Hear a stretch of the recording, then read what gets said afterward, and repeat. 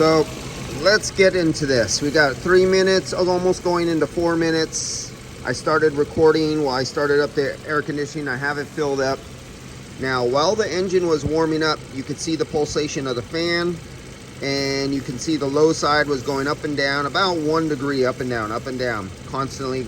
And the fan was going from 114, 104, 114, 104, basically back and forth. So the fan was pulsating.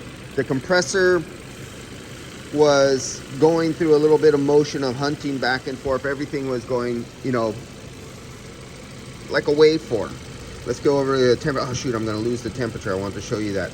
Well, you almost could see it's disappearing right there. It was going from 38 up to 40, 38, 40.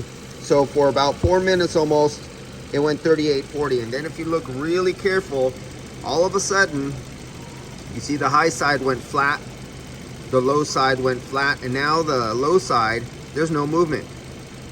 39, 39.6, 39.67. No more than 1/10 of a PSI changing. The high side, no more than 1 degree change. The fan is very steady now. The compressor is very steady now. That happened at roughly going in after minute 4, going into minute 5. How it changes. Let's see how this one changes. And this is on a 2020 YF refrigerant, 450 grams. So we got, and we are cold because we're coming out 30 some degrees out of the, 39 degrees out of the dash. Kona, like the coffee, 1.6T Hyundai. Let's see how this vehicle reacts to RPMs being changed, because some vehicles react heavily and some don't react at all. So there's the engine RPMs. Let's look at the pressures. Go back here. Oh, and I got to put it back to YF refrigerant. Well, I'll change that later. It's not important. Well, it's kind of important. Let me go. I got to do that so we can get accurate subcooling, because right now, look at our superheat. Now, if you look at the superheat, 33 degrees. Now I'm going to turn it to the right refrigerant. Oh, and another thing. The superheat is high because I'm over here after the intercooler, internal heat exchanger. I cannot get my temperature clamp way down there.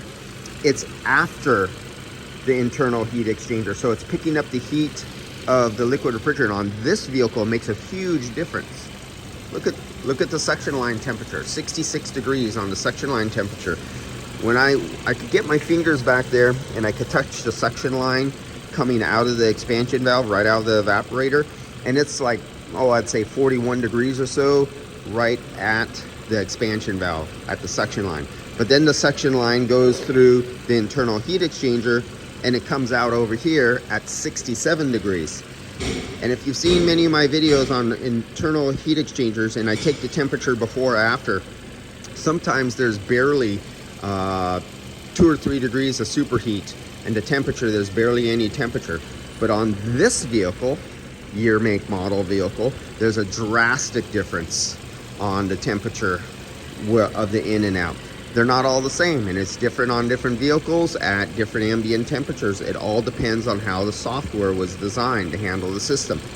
So let's get, oh, I didn't change it. Let's go back to, oh, not easy, YF, okay.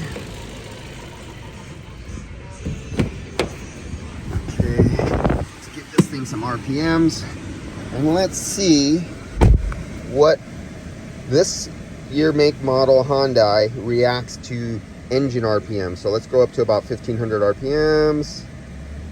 All right, we got it back there in the background. I'm trying to hold it. It's hard to hold.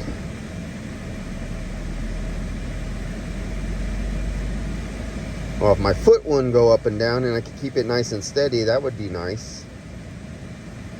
I think I got it.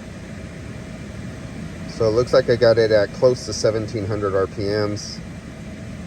If I could hold that steady, yeah, you could see where my foot went up and down, and pressure went up and down, but it's steady right back out.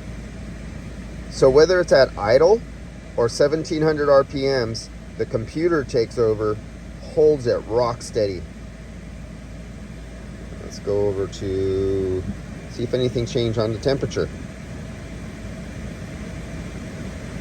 Nothing really. Actually, I think it went up. Nope, still 39 degrees, 39.6.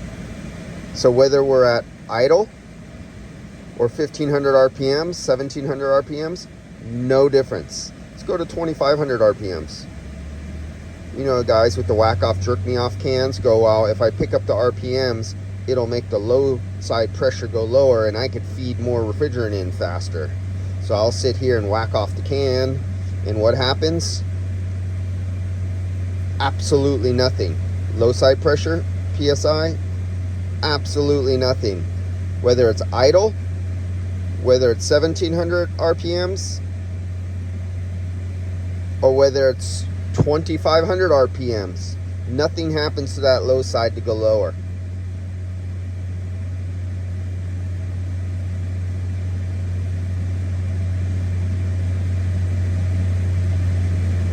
So for any of you young guys out there, when your service manager or the owner of the company says, oh, what's taking you so long for putting that can of refrigerant into the customer's car? We got 10 more cars to go out there. Raise the RPMs and it'll make it suck the can in faster.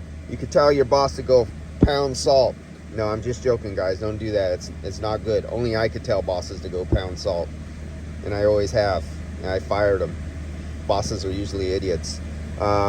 When they're the type who don't work out in the shop in the real world, or they're was-bees or has-beens from 20 years ago, and they don't work on the cars today. All right, guys, I'll see you later. And engine RPM, nothing to do with temperature. Engine RPM has nothing to do to change the low side. Engine RPM has minimal of what it does to the high side on this particular year, make, model vehicle. See you guys later.